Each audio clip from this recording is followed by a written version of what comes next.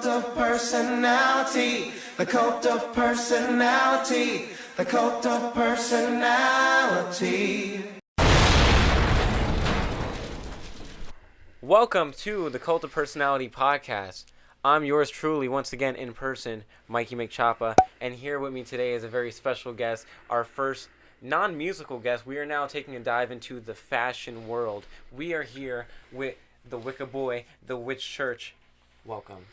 How you doing? What's going on? How you doing, brother? So nice to see you. Shohm Sawyer, founding father of Witch Church, and I do have some music on the way too, sir. Oh, shit. It's all good, though. You know what I'm saying? We're going to get into that. And thank you for having me, bro. I really appreciate this, yeah. And I just want to say my member right here, Khalil. We got Khalil here, A-Town legend. And we got my boy Mikey. He's not in the frame, but he's here. You know what I'm saying? Gangster. We got two Mikeys in the cut today. Two Mikeys in the cut, bro. That's what's up. But no, yeah, man. Latinx gang. Let me bring this volume up real quick on this one. Yes, sir. All right, we're good. No, yeah, man, I'm fucking... Dude, I was excited. Like, I wanted to have you on the pod since, like, I moved out here. And I've been out here for almost a year now. Congratulations. Thank you. And, like, you know, like, I just, like, with what you do, with your fashion, the looks, where everything comes from, the depths with everything. Oh, please, yeah. Thank you. I think, like, I'm like, damn, bro, like, there's such a story behind this that needs to be told. And, like, I don't know. I really appreciate Everyone's that, focused on, like, the bullshit in the mainstream right now, bro, and I feel like people need, like, interviewers, especially content creators, need to take the time to look at people like you and get your story. So I'm very excited to have you. I really today. appreciate that, sir. Thank you so much, and you do a great job with what you do. So I wouldn't trust anyone else to be able to hold my first interview ever. No, yeah, I like this is like looking at your work and looking at even just your social media and your recreational posts and stuff, like, I can see we're a lot alike and we have a lot of similar tastes. That's a great way to put it, recreational posts, because I do be on that recreational post thing a lot. Thank you. That's a very professional way to state it. Yeah, I do be posting like 3 a.m. rants on my business page, which is hilarious because it's like I still don't know the line between like professionalism and just like broadcast and like expression. You know what I'm saying? So like, yeah, one day I'll be on some like OD professional thing where it's like Nikon full-fledged PNG's editorial type story, and then at the same you'll watch a 4-story promo, and then at 3 a.m. you're gonna be like, I don't understand what the fuck's wrong with these new kids doing all this. Like, yo, I'm on the same shit though. I feel you, because it's like I can't keep my mouth shut, bro. For real. Like, it's like hard to try to like. Maybe after this interview, after I get it all out, I'll be a little more tame throughout the years. A professional Witch Church coming.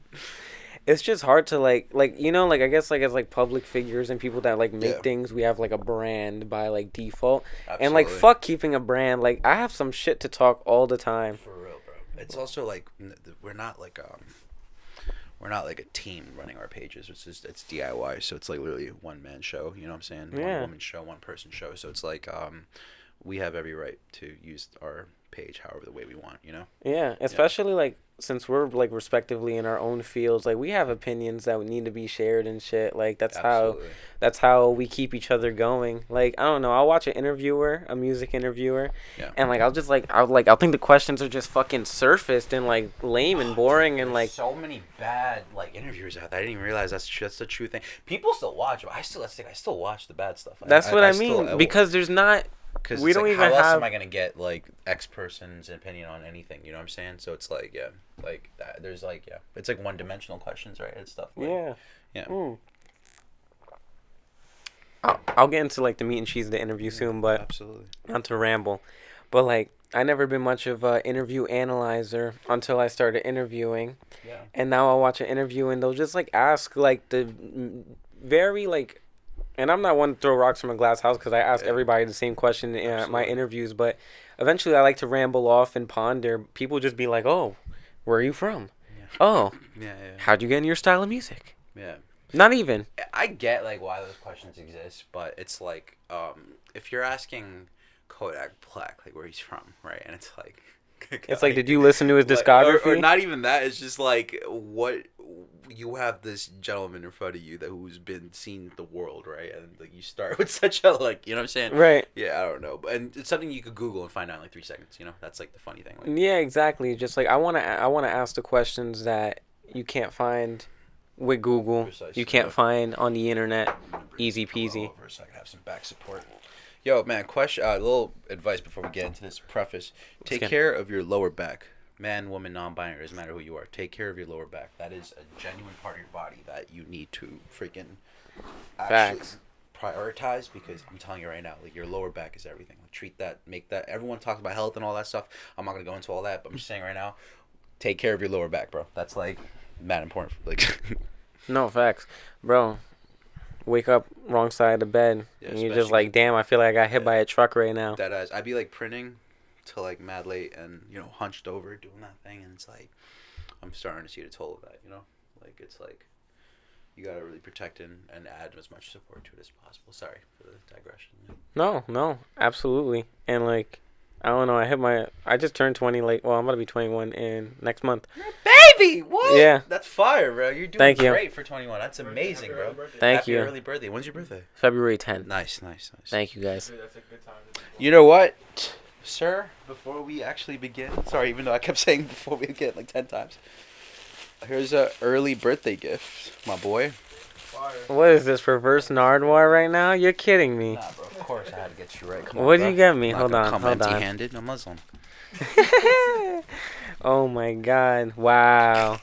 Yo, this is fire. Thank you, bro. It's all you. I think you like the color, right? Red. I'm very into red, absolutely. Yeah. Show it's a that size off. Small, nice little oversized for you, type B. You know what I'm saying? Thank you so much. Absolutely. You could share this with your partner too. You know. Absolutely. We share Yeah. everything. Our That's closets very sweet. are. I love that about you guys. This Yeah, is you guys are beautiful. a very Thank admirable you so couple. much. Yeah. Give me a hug. Aw, bro, of course. Happy early birthday. My birthday just passed. I turned 28 on the 28th. Really? Yeah, so it's my golden year. You know what I'm saying? Damn, did I wish you a happy birthday? Happy belated you if I probably- you didn't. definitely did. Even if you didn't, bro, I really appreciate you. When's your birthday? The December 28th. December 28th. Yeah. Nice, man. My stepdad is like the day after. That's so cool. No, crazy, Capricorn, right? Yes, sir. Yeah. Yeah. Hell yeah, man. I heard mixed things about us, yeah. Yeah, I mean, Yeah. December Capricorns are like from my experience, Yeah, like my stepfather and like fucking, and then I have my January Capricorns, and I'm Yeah. like, you guys are chill. I'd be forgetting about January Capricorns, bro. That's crazy, yeah. That's true. I always just assumed every but then I realized Sagittarius was before ours, yeah. That's crazy. Yeah. Hell yeah, bro. All that shit is true, bro. Bro. I don't know about the other signs, but all the Capricorn shit, I've like lived out, and definitely set a stellar example for all the good and bad.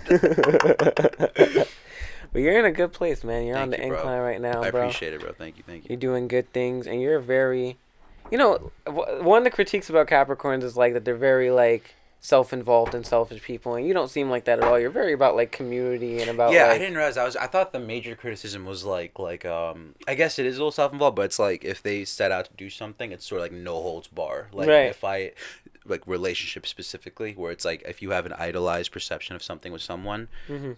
you'll even hurt them to get to that point with them. And Right. that's terrible. You know what I'm saying? That's like things That's that the I've learned. selfish Yeah. light, I'm yeah. definitely like I've exhibited like certain cases of like self-involvement, self-absolved, but I've got that out my system because I got humbled throughout. I had my ego broken throughout my life many times, and from childhood to late teens to early 20s to mid 20s to even like literally this past year, and I think all those cases sort of remind me that like I am a speck of dust in this universe, you know. Hell yeah. It really, like, as much as it matters, it doesn't matter at the end, you know. So I've learned to just let go of things, you know. But most, yeah, absolutely, yeah. A lot of Capricorns are on that like self-involvement shit, yeah. Oh yeah. Thank you, though. I appreciate that. Yeah. No, I like that you like specify like the ego and thing though, Yeah. because like shows that you're like evolved and all this cool stuff and shit Thank like you, that. man. That was cool. That was a cool conversation. Of course. I'm a fucking Aquarius. They just be like, Yeah, I was oh, about to say, you're chill, right? Every February baby's like mad chill. yeah, and they be like, oh, you guys are fucking weird and cool and chill, and I'm like, Mysterious in a way, right? Yeah. That's what you guys are, yeah. That's fine. yeah, I like that. I like the rep that we get. I definitely attribute to it the best I can. I'm like, you know what? I'm a fucking Aquarius. I'm gonna All be cryptic as fuck. Aquariuses that I'm trying to think of the ones that I know off the top of my head, like they're all just valid. They're all valid. Very sweet people, down to earth, and very empathetic too. You know. Yeah, man. Yeah. Humanitarians. But moving forward, now I won't beat around the bush, and I want to get into the story of Whitchurch of Shohm Sawyer, here with us today. In the flesh. In the flesh, Of course. Whitchurch Shohm Sawyer, Wicked Boy, all these beautiful aliases, the name, the image, the aura, and the energy. How did it start? How did we get all the way over here? Yeah. And everything in between. This is going to be a great story. Yeah. How far do you want to go back, brother? Go as far back as you want to. You want to do the conception of which church? Like, you want to know, like, when I was born and stuff? I was born in Sylhet, Bangladesh, December 1995. Beautiful. And I was there for... Why'd you get so used to Mr. Worldwide here, Mr. Shout out Bangladesh, bro. Shout out Bangladesh. Oh my god, so cute. He was jacking like a Sylheti shorty. That's why he's like on that. Yeah, that's why he got mad hyped at me saying that. Nah, but yeah, I was born in Sylhet, Bangladesh, and I was there for and I came to America either like late '99 or early 2000, but definitely before 9/11 because I remember that happening while I was in first grade. But I came when I was like 4 or 5 years old, and I've been in Astoria, Queens my entire life. Hell yeah, bro.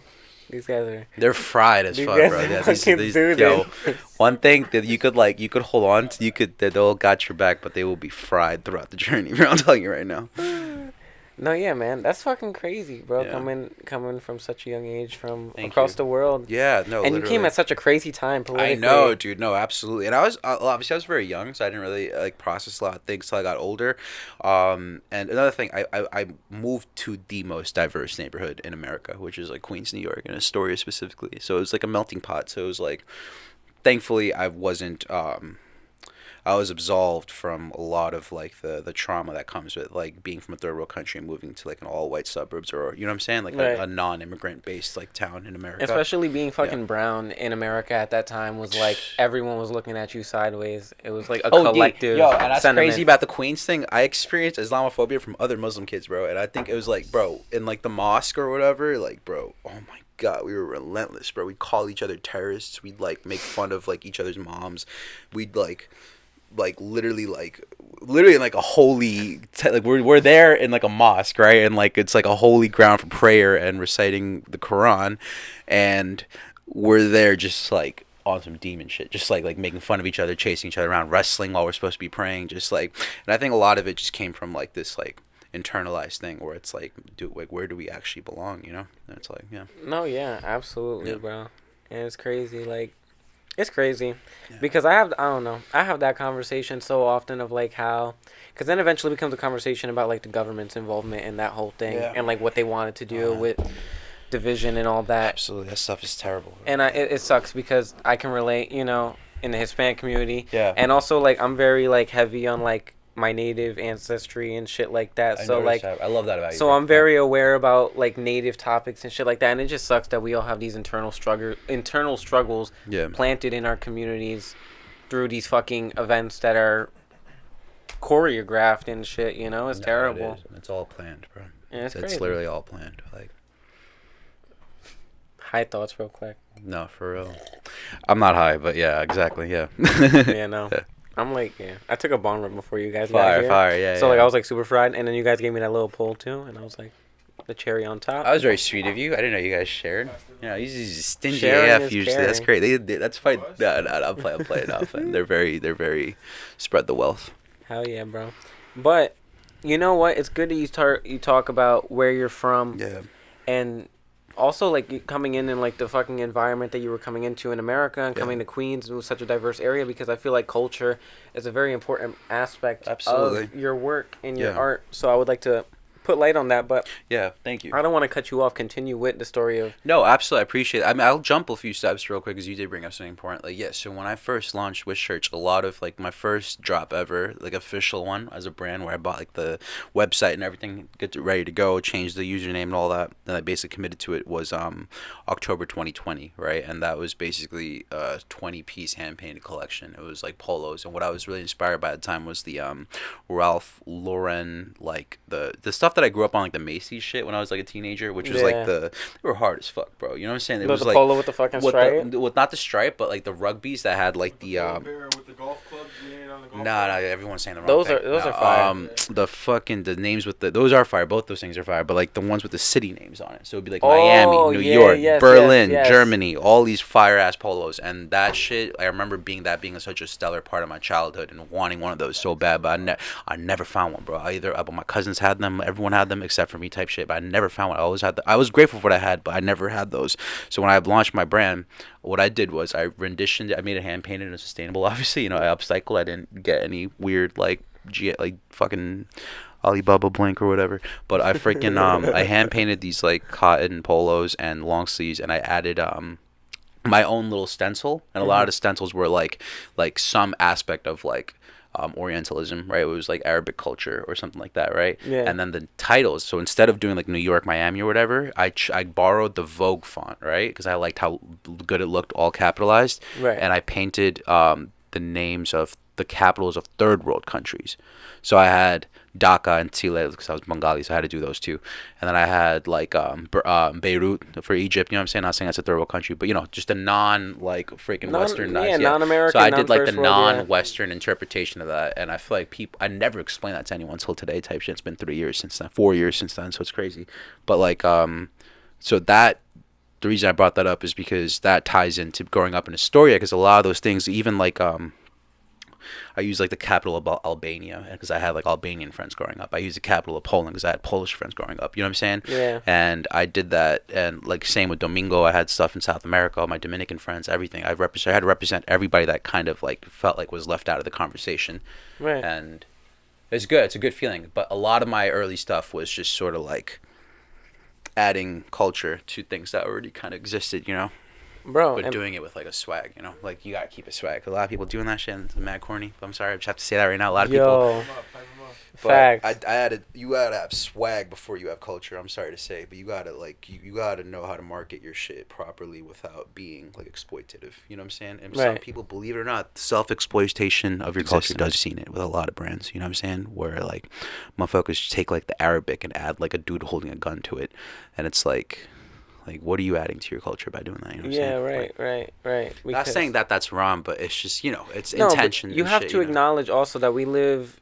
Like a lot of these brands and a lot of these people in the Western world, we live in the Western world where there's already a stigma and there's already, an attitude towards culture, towards different groups of people. Why are you going to attribute to that stigma? You could play on that, like very slightly. You could play on that, surround it. Start with that, but then you got to add like a second layer of like interdimensional work to it, where it's like you want to process multiple emotions before those stereotypes existed and after those stereotypes existed. You got to connect those two things when you do the output.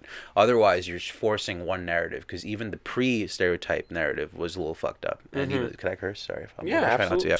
And the post-stereotype was also messed up. So it's like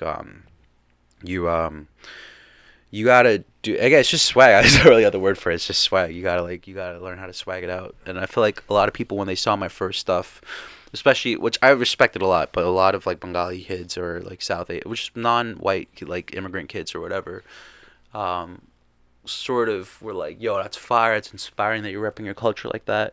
But I'm like, I'm not. My intention wasn't to rep my culture. It's obviously a part of it. My intention was to communicate who I am. And obviously a big aspect of that is being Bengali and growing up in Astoria with all these multifaceted identities. Right. But the other part is like the other half of my identity, which is like all the music I listen to, all this American stuff that I'm into, quote unquote, all the punk, all that shit, you know what I'm saying? So yeah, we'll get into all that. I want to get into that conversation absolutely. too. Yeah. No, for sure. But sorry, I didn't mean to cut you off. But literally, no that was like that was one big thing about being from Astoria. I'm very grateful for being raised in Queens. I'm still in Queens. I live alone now, which is kind of a blessing and a miracle, and kind of expensive. but like I'm very blessed to be where I'm from, bro. Because that no matter how far I go on my journey, like this, I have this ring right here. When I went back to Sylhet in 2015, my aunt had this made in a jewelry shop like across the hospital I was born. Wow. And I remember she had it made to my like finger, so like never come off. It's like gold plated, I think, and I think it's silver underneath. I'm not sure yet, but and like I wear it every single day, bro. I've worn it ever since she gave it to me. I never took it off. Even the only time I took it off was like TSA or something, and literally like in the shower and everything, because I look at it, I'm like, my birthplace will always be with me, as will Queens, as will the mosque, as will everything, you know. That's awesome. Yeah. You gotta not live in the past, but you gotta remember that it's there for a reason, you know. No, yeah, I always think like I agree with you completely. I think even like taking the past and always like acknowledging it, and even like sometimes you always need the past to able to like survive in the present and future to like apply it, apply what you learn and apply what you know to where you're going and where you are. But moving on slightly, continue on with since we like dived into the culture conversation, continue back to where we were before, which was just the the timeline of absolutely. You in which church? Immigrated here like 2000 or 1999, and obviously, bro, first thing I fell in love with was American, like, just pop culture, everything, bro. I just remember, like, I came home from 3rd or 4th grade. My dad got, like, Dish Network or whatever on TV, and we've had satellite since then, like, the whole first 5 years. And I remember I, like, come home, and he's flipping through the channels, and I see already, because right away, your brain as a kid, you process things so fast, right? I saw, like, the over the title and headings of the TV thing change, and I literally ran, and it sounds terrible, but that was the first time I hugged my dad, like, ever, type shit. I like ran to him and I hugged him, I grabbed him by the neck, and I was like, thank you, because you just changed my fucking life, because we got MTV now, we got VH1 now, we got fucking Spike TV now, we got Cartoon Network now, and I don't have to fucking wait till like fucking Saturday morning to enjoy my like freaking PBS BS and shit, you know what I'm saying? Shout out all that other shit though. Satellite TV was also a big part of my growing up, but I remember that. That's when, oh my God, blessings from the God above. Thank you so much. Thank you, sweetheart. So, like, yeah, TV was a big part of it, bro. Like, TV. And then I remember memorized all the channels in, like, 2 days type shit. And, like, watching TV. And then we'd eventually get dial-up, you know what I'm saying? Thank you so much. It's very appreciated. Thank you so much. I really appreciate it. Yeah, do you want to shout out your friend that just blessed us right now? Thank you so much for Thank you, my love, Lena. This, when y'all be typing in goals or whatever, this is what you should obtain. AKA Yuki Sunshine. Thank you so much, for real. Appreciate it. I love you. Thank you. Mwah. Yo, she really blessed it, bro. What the F? Yeah, look, you guys got all kind of snacks. Are you here. dead serious? Yo, go cult crazy. of personality way. Yo, shout out Lena for the snacks. Yo, Shout Sprite is mine. I'm sorry, I just have to say it. Nah, I'm playing. You guys can have it if you want to. But oh yeah, I would love a Sprite. No, yeah, we're also, I don't know, whichever. I'll take the cranberry juice. Thank you, sweetheart. Ugh. I love you. Pass that Sprite. Thank you. That's very sweet. All right. So no, yeah, you getting cable and having this. You thirsty? Please grab Sprite. My Chris looking. Don't. Just sorry, my bad. No, it's fine. That was great. That was great. I love that. What was I gonna say? What happened to him? What happened to Vince Staples? Come on, where you at, bro? Come on. Put some like controversial tweets out or something, bro. Where you at? Yeah. Do you remember? Sorry, Vince Staples is just the funniest rapper alive. Bro. No, yeah. He's actually like a professional comedian, like low key, and really? A genius. Like, do you know about Vince Staples, bro? I know. I just saw a video of him on my timeline the other day, and he's the reason I have my name Shohm Sawyer. Literally, him, Earl, and Mac are the reasons I have my name Shohm Sawyer. Ooh. Yeah. All right, we're gonna get into a really good conversation after then. But what was I gonna say? You found this new world of cable, and Dish Network, yeah. Dish Network, yeah. Satellite. Yes, sir. And you had this whole new world, and that was like a cultural shock. Of course, bro. And yeah, how did that impact you moving forward? So, like, I would have to say, like, right away, having access to, I remember just a few, I'm just going to name some shows and specials that were on that really, shaped my childhood. Robin Big's a great one. That came, like, way later when I was in middle school, because I'm still in elementary school when I got this. So, I'd say right away, Sucker Free Countdown, Sundays on Spike TV. That shit was gangster as fuck, because it wasn't just hip-hop and shit. It was, like, everything. It was like rap. One week it was Sunday mornings, and it would be like top 10 music videos of this month, and they would just show them, like, literally. Yeah. And me as a kid, like, had no freaking background of anything, and just like I'm so grateful for that shit, bro. And then I remember there was an episode with the band Disturbed, and the lead singer is like pro-Israeli, so fuck him. Fuck you, David Draymond. Yeah. Even though you inspired me and changed my life, fuck you, bro. But like, yeah, he's like hella pro-Israeli. He was like pro-Israeli before pro-Israeli was like allowed in the woke atmosphere for some, which is weird now, you know. Yeah. But literally, we'll get into that. Yeah. And then, but he's like fucking diehard pro-Israeli. But I didn't know that. I was a kid and shit because I didn't know much. No, yeah, that kind of sucks. You know what's crazy? Can I say some crazy fact about that? David crazy. Draymond is the reason I fucking aspired to be him as a kid. He was open about his religion. When he was the only MTV, like not MTV, he's the only metalhead of this of that generation, of that era that I was so obsessed with. That was like, no, I don't smoke, I don't drink. I had these piercings here that made me look crazy, but actually I live a very like honest, humble life, and the reason is that because I'm Jewish, and he spoke openly about his Judaism, and his love for his religion made me love him so much, right? Which is so ironic, right? Because that same part of him is why he's like, yeah, and that's why suicide is very like a very touchy subject. But as a Jew, I believe this. Oh, and also debt to Palestine. I'm just like, yo, what? I can't. I just never get. Yeah, but I drew that line way later in my life because I was like fucking 6 or 7. So like, there's no way I would have known he was like freaking pro whatever. Nobody would have known for real. Nobody would ever thought that anyone would equate the religion to believing genocide or Zionism. I mean, he's had a lot of other issues in his life, so it's like I'm glad he like freaking like whatever. Bro fell off. No, for real. What was I gonna say that? No, yeah. You're just kind of going on, My fault. Oh, yeah. No, you're valid. No, you don't say my fault. Bro, I appreciate you even asking.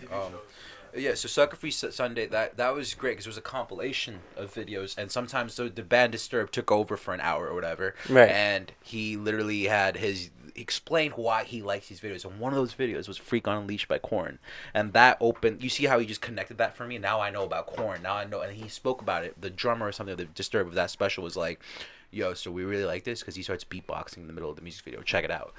And it was like curated for you to learn. You know what I'm saying? Right. MTV used to be an institution for music, bro. It was music television. It was before it was fucking all reality shows and all bullshit. I love Jersey Shore. I was gonna say Jersey Shore, goated television. Catfish. Yeah. Shout out any Kaylee. fucking Rob Love Dyrdek you. show was cool to me. That was peak. Yeah, but now they suck. Like now it's none of that. Now it's Nah, for real. Like it's just you know what it is? When someone does it so well the first time, you have 1,000 freaking stupid ass executives being like, "How can we make this again?" Yeah. But you have 1,000 of them. Yeah. And that's every way, bro. That's music, television, pop culture in general. It's like, bro, once my shit blows, I swear to God, I will, because I know it's gonna blow. There's gonna be 1 billion witch churches, bro. It makes it so stressful to be a creator, like a creator with integrity, because I'm never gonna sit here and be like, "How can I do this?" I'm always gonna be on, what can I do that nobody's done before, you know? And like I feel like it's called having swag, and that's the crazy shit. People just don't. Jersey Shore was goated because every person on that show had swag, their own demeanor.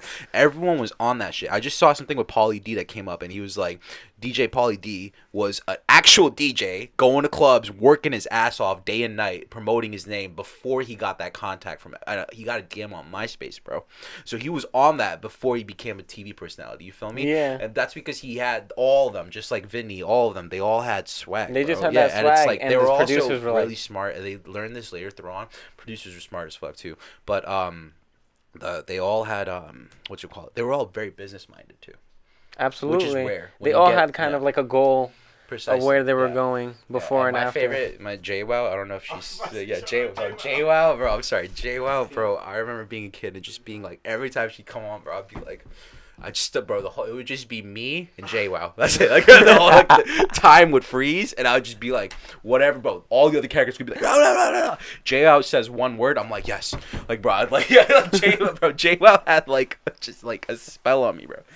She still does, bro. That's great. It's all coming back to me. I love this. Also, I just want to say, you have my boy Khalil was saying, you have a very vibrant and just nostalgic room right now. So we're very grateful to be in this prize. It's like really good energy, like just being evoked. Thank you, bro. Yeah. Exactly. I'm glad you guys feel that way. I'm talking about my childhood a lot right now because I feel comfortable, man. You know. Remember that show That's on good. MTV called Next, the dating show? Oh my God! Nah, my name's that. Jasmine. No, it's like my name's Sasha and my farts smell like jasmine. And then you're watching MTV Next, bro. That shit was crazy. Yo, goddamn, bro. Why? Yo, 2000s was just unhinged, bro. Nah. He's young, bro. I'm a young, yeah. He's about to be 21, bro. Yeah. Yeah, forgive me if we sound like mad old heads. No, here, no, yeah, because we're like all, I we're all got late like 20s, yeah. I got Jersey Shore. Well, no, I just recently watched Jersey Shore. I'm not gonna lie. There's Like a I lot would of it's see it coming as a back kid. little, right? Yeah. That shit was live. You probably had like an older sibling. Did you have one or no? My older sibling, she was lame. She didn't like anything cool. She liked One Direction. I was like, what are you doing? You know? I like One Direction, but I feel you on that. Yeah. And then no hate, but like, what was I gonna say? Like with MTV, like I got all the Rob Dyrdek shows and stuff like that. That's all you need. Yeah. All you need. That was like the tail end of the good shit, bro. I promise you. That's fire. Like Fantasy Factory, Robin Big, and all that. You're valid, bro. That's fire. That's like. Thank you. That's why you're awesome. I like Catfish. You can never go wrong with Catfish. But Catfish was like a resurfacing. Like I feel like it's still going on. Like right. They still make shows. Yeah. That's crazy, bro. Yeah, Silent Library. Silent Library was fire. Yeah. That's also like the tail end of the good shit. No, for real. I would get a lot of the good reruns, like when I would watch MTV. Hell yeah. That's awesome. Yeah. You know what? They'd probably make a bag if they just did that. If they just like had a whole 2 days set aside for the 2000 shit. Like honestly. Facts. Yeah. If they like announced it for real, it was just like, yo, they should do like a week because Rob Dyrdek has a monopoly on MTV now, and everything is like either like ridiculousness or like I don't know what else. Another thing, same thing with Rob about the Jersey Shore crowd. Rob was a great, just a businessman. That's the thing. These TV personalities were like great at business too, and I can't emphasize that enough because, like, they knew what they wanted to present in a way that would benefit them for the long term, you know? Right? And that's like very rare now. And so I remember when JWoww on the show or something, like someone hacked her PayPal and she lost money, and I just felt so bad for her. I was I genuinely got sad, bro. I was like, bro, this is a fucking reality TV show, and I'm like 12 years dead, like 10, I don't know how old I was, but I was just like. I was like, this is terrible. No, I was like, JWoww, like, that's my baby girl. Like, even though she's like 30 something now. Have you watched the newer seasons of the new show? There's a new Jersey Shore. There's a reunion show, yeah. Oh no, I have not. You should watch them. JWoww, like I don't know. She rubs me like she was cooler definitely in the original show. Bro, I'm a complete like it's like she's not one of like the ones that were like popping, making that show hard. Bro, so, yeah, I would say Paulie and Vinny were like sure. my defaults because they didn't like cause any beef for real. Yeah. And then I really liked Ronnie for only season 1. Yeah, before he got with Sam. Dude, that was such every day in high school, bro. It would just be like everyone was talking about like Sam and Ronnie, just like how bro. I'd be walking to school, on my high school, and like literally on the block, every person's talking about what Sam did to make Ronnie upset the night before. Like really. That's crazy that you mentioned it like that because I was gonna say like on TikTok because I'll see TikToks about it now and people only like present Ronnie as the bad one in that relationship when they were both fuel to the fire. I can't remember. I'm blanking right now because I really can't remember. But all I remember was one where Ronnie like slams his head against the wall and it gets Sykes out, right? Because him and Vinny get into it or some shit like that, or he starts with. No, Vinny. It's Mike and Ronnie. Mike, yeah. Mike was on some fuck shit too, bro. Low key, yeah. But but I remember it's just that. But that episode, believe it or not, I actually like empathized with Ronnie. I was like. There's something happens for you to get to that level of anger, and like obviously anger issues is a big part of it, but no, bro, there's something a little deeper than it's like probably the cameras and all that shit. You know what I'm saying? Just like your whole life is that was him like almost like breaking the fucking Matrix. Literally, that episode where you know what I'm talking about, right? Where he starts ripping the shit off the like the sofa. Yeah. And then no, it was the other way around. Mikey's the one that's like that. Yeah, I'm tweaking. Yeah, Mikey's the one. But I saw that the situation. Yeah, he clearly had a situation in his head. No, bro, but he for real that episode. I remember being like, "Yo, bro." Yeah. Watch the reunion show. I should now. I'll check it out. And you're gonna be so surprised how everybody turned out afterwards. Yeah. Like everyone had a complete like 180. Like everyone who was nice is a bitch. Everyone who was a bitch is nice. And Vinny and Paulie are the same. And that's like the whole show. That makes a lot of sense. And Dina's like my favorite.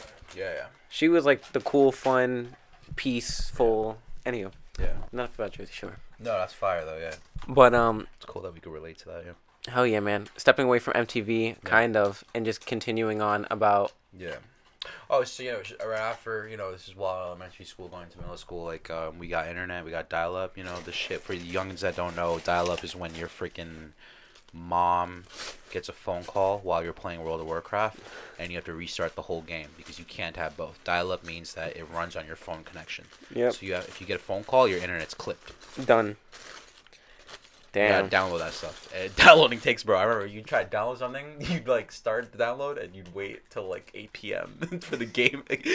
You'd before leaving school, you'd start a download for a game or whatever. You come home from school, you eat dinner, and then it's ready to play. Like that's how long, bro. I think motherfuckers don't know, bro. That shit was crazy. Yeah, that shit's crazy, bro. AOL, all that shit. This was all like This is real Y2K shit, bro. right before my time. I'm like, this is all stuff that like I heard this. of. I hope you enjoy this. Yeah. Little back. Oh, so anyway, so dial up. Two key things: the internet, obviously, fucking put me on to mad shit. I had a cousin that lived like 2 blocks from me. He was like older than me, and he, his dad would just like bless him. Shout out Rafi. He's like married now and stuff. But his dad would bless him with like mad shit, and you like grow up knowing that another family member has like more income than you, but you don't really understand it as a kid because you just think that they're just lit and they're just like a better kid than you, like low key. So literally, I remember seeing he'd get Guitar Hero, he'd get all the stations, and I'd go over his crib. Was that crazy what I said? Nah, bro. But for real, that's like the people. Motherfuckers don't talk about that shit, bro. It's real. Like that's as a kid, you just think that they're just the golden child for that. In reality, their dad just has more money than your dad. Like, but basically, he'd get all the systems, all that shit. But one thing he got that changed my life: Guitar Hero 3, bro. I'd go over his crib, play that shit till 3 a.m. Not come home, bro. So my mom was yelling at me to come home, right? I'm like, No, these are so good, yeah. These are fire, bro. Try it. These are really good. So all the bands. Sorry, let me finish my thing. So like yeah, all the songs, Barracuda, Through the Fire and Flames. When I wasn't be able to play them, I'd go home to my crib and just YouTube them on the people that would do it on expert mode, just because I would love seeing that shit. You know what I'm saying? Right. And that, and then tech decks. Those were a big part of my. I love tech decks. I collected them. I made like, again, I were able to buy the boards, so I had to make my own decks and stuff. I had to make my own ramps. I remember I had my dad like film me on my little stupid ass little like camera, and just so I could like do shit. And my dad's just holding the camera like, what the fuck is this? Like yeah, like he's just like, yeah. And then I remember like the video so well of just me doing it and failing, like just not getting the trick down, and just looking at my dad, just taking the camera off his hands, just like being like, no, never mind. Nah, bro, that shit's crazy. But no, I'm very grateful for all these things, like Guitar Hero, Tech Deck, all these things, like really it's like basically like pre-iPhone things, you know what I'm saying? It's like things that like there was no real like social media was a thing, like MySpace was a thing, Facebook was a thing, but they weren't really things, you know what I'm saying? And you know what? I feel like video games were like such a great introduction to a lot of kids for good music, because like GTA Radio or a game's fucking soundtrack or whatever the fuck, wrestling game soundtrack. I had ESP and I had the ATV game, bro, the ATV racer, whatever, and bro, MX versus ATV? no, that was fire though. That was a great. No, it was just the ATV only one, and the ATV, that's a great one. And they had "Kill Pop" by Future Leaders of the World, and I still listen to that song to this day, bro. To this day, like yeah, literally. My fault. This is a great sandwich. But Oh, that sounds fire. Shout out to the bodega. yeah, no, I'm okay, thank you. But no, yeah. What was I gonna say? But I can only imagine, like, because you mentioned Guitar Hero, so I just wanted to like touch on that. Yeah. And then I want to bring it back to like your clothes. That like one half is like I see the Bollywood movies and stuff like that you do and stuff. A lot of it is like cool, like old like punk shit though. Cool old indie shit. I see a lot of The Cure and the Banshees. Thank And you, bro. Yeah. I love that shit, and I eat it up. And I gotta like, I really appreciate that, bro. I gotta like establish that connection in the conversation. Yeah, no, absolutely. And then I will say though, like the more recent last 4 years, I did really get into goth and punk stuff. Dude, I started going to like more DIY punk shows because I was kind of chasing that like. It sounds crazy to say that I'm connecting this bridge right now, but I was trying to chase that like 2015 feeling of being on SoundCloud. You know what I'm saying? Where it was like artists that you knew were eventually going to be household names, but you found them in a point where they're like struggling. You know what I'm saying? Right. And not saying that everyone's struggling, but I love the aspect of punk shows now because it's the kids your age of these bands. You know what I'm saying? And it's like Gen Z on these bands making it happen, and I appreciate being older, seeing like what the scene. I really knew the metalcore scene when I was like in my teens and stuff, and it's a cool scene. I'm very grateful that I got to experience some shows and go to some whatever. But like the newer wave of punk, I'm telling you, saved punk. That's all I'm gonna say. Yeah. I think the more recent punk bands are saving punk. I'm just gonna say that straight up because all these motherfuckers born in the '80s that are still in these punk and hardcore bands. Yeah. I'm not even getting to that, but I do want to say something really important though. What's up? I have to say something really important. You mentioned like Cure and Banshees. Those are like, I consider those like goth music. You know what I'm saying? And, yeah. The reason I really love goth music is because last year, or 2 years ago, this girl I met in upstate New York, her name's Kaylee. Kaylee, shout out you. Her Instagram's like Spiritual Crimes or Lavender Spit. I don't know. She has me blocked on everything. But Capricorns, I'm saying. Nah, but no, but I cannot talk about any of that stuff if I don't mention this. She shared a song called Amphetamine Logic, by Sisters of Mercy, on her story. Okay. I saw the cover art. I listened to the song, and this is just like a random person I followed. You know what I'm saying? Someone that I was like, oh, can I just like say hi here and then too? I wasn't really talking to them like at all. Right. And that song put me on that goth wave, and I reached out to her. I was like, yo, thank you for sharing that because I'm not just enamored by this sound. I love like everything that they're doing, which is it's like metal to me, but it's not metal. It's like refined, like accessible almost, right? And I explained to her, I was like, yo, not only did I look up this song, but I looked up all their merch history, and that shit is gorgeous. Like that's like the type of clothing I want to make. You know what I'm saying? And this is stuff that they released in the 80s and 90s and 70s. You know what I'm saying? Yeah. And the reason I want to shout out her, she was like kind of the first person to be like, hell yeah, go for it, with that side of the design process in my mind. Because I had some punk stuff before that, but like goth stuff really drew me into like the world of like OG merch designs and how people came up with stuff. Right. And she even made me like a playlist and stuff. And even though we're not on speaking terms anymore, I do want to shout out Kaylee for that. You are goated, and I love you, and the church doors are always open for you. And I'm sorry that like, you know, whatever shit happens. Gangster Seahawk, bro. I chopped down like a beehive 2024. But yeah, that's my catchphrase, by the way. Yeah. But for real, no, shout out Kaylee because she put me on to a lot of stuff, and that stuff would not exist without her. You feel me? Hell but yeah. at the same time, I just want to bring it back to like now that like, you know, empathy. I got a little empathetic there. I put swag in that shit. I'm just telling you right now. There's no one doing that shit the way I do it, bro. I'm sorry. I just want to say that right now. If you trusted someone that grew up on that shit, making their shit, that shit would not look like how I make it, bro. Because again, the swag comes before the culture. Sorry to say, but like the reason I was able to make it accessible to so many, there are Cure fans that know more about Cure than I do, for sure, right? For beyond a shadow of a doubt. But I'm the first person that made something Cure based that they're like, yo, what the hell is this? This is fire. Because I have an outside realm looking into it. You know what I'm trying to say? Yeah, and I think yeah. that's why it's really important. Because if you had someone that's only knows goth stuff, put out goth stuff, it's just going to be the same stuff you've known. But I added a new chapter to that shit. And I have a bootleg drop coming up. And this is how good of a person I am, bro. I sent, even though Kaylee and I are not speaking terms, I sent her a discount code for 100% off anything on my site, because that's how much she Thank you, my friend. that's how much she like meant to me, type shit. You know what I'm saying? Like for If putting you're me on. watching out there, 100% off Witch Church, get that deal. No, I gave her a discount code, like literally. Discount like, only for code. her, because she deserves that shit. And Shit. trust me, the drop that I have, she could hate my guts for the rest of my life. I know she's gonna get something from that shit, bro. Trust me, it's like that shit. The bootleg drop is like, because I only really did two Cure pieces and like one Banshee piece, and those did. I went up like 100 followers the day after I posted the Cure dress. I know. I saw them on my TikTok like OD. Yeah, you saw it, bro. Literally, you know the TikTok search thing. My friend, shout out my friend Grace too. She wore she has she's an influencer and she put my dress on, tagged me in a video. But she literally showed me a screenshot and it was like a TikTok. You know how TikTok shows you like a search highlight? It was like Witch Church, Cure, or no, it was just like Witch Church. It just said Witch Church. Wow. Yeah, and like she showed me her comments and it would be like Witch Church Cure, Cure Witch Church Goth. Wow. Like I became a search result for goth like culture, which was That's like really sick. But it was like gangster. I was like, I saw it, but I'm like, am I surprised? No. And the only thing that like hurt though while that was going on, I was like, fuck, Kaylee. Like, I wish you could see that shit, you know?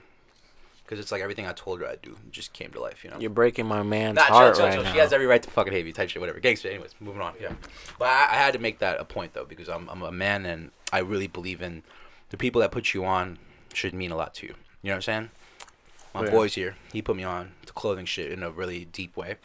My boy Mike's here. You know what I'm saying? I'm like I'd never step foot forward without thinking of all the people that helped me get to where I am, ever. Because I've seen motherfuckers go to the highest levels and turn their backs on the people that believed in them. And where are they now? Right. Not nowhere. Like Right. literally nothing. Like literally fucking on fucking TikTok live. Like yo guys, give me like come on. Right. All the motherfuckers that flop, bro, have one thing in common. They turn their backs on someone that helped them get to where they are, bro. Right. That's the one perfect formula to flop, is to turn your back type shit.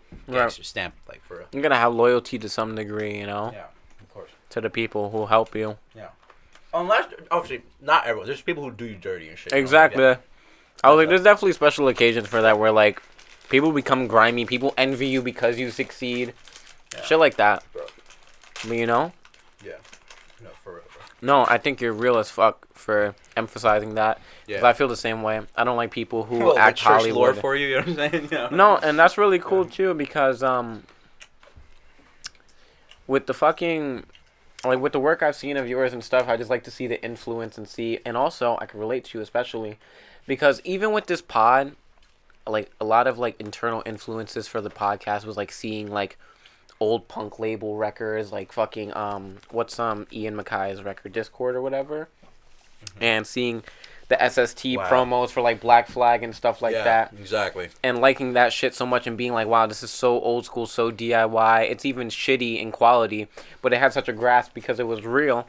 And with my music and with the podcast, I like to apply that DIY attitude and that real grasp. And I like that you emphasize that for your clothes and stuff like that. That's why our worlds are very well connected, and I'm so comfortable right now. You know what I'm saying? Because I see the work you put in, bro. For real. Thank you, It comes bro. from a good place. It comes from a good place.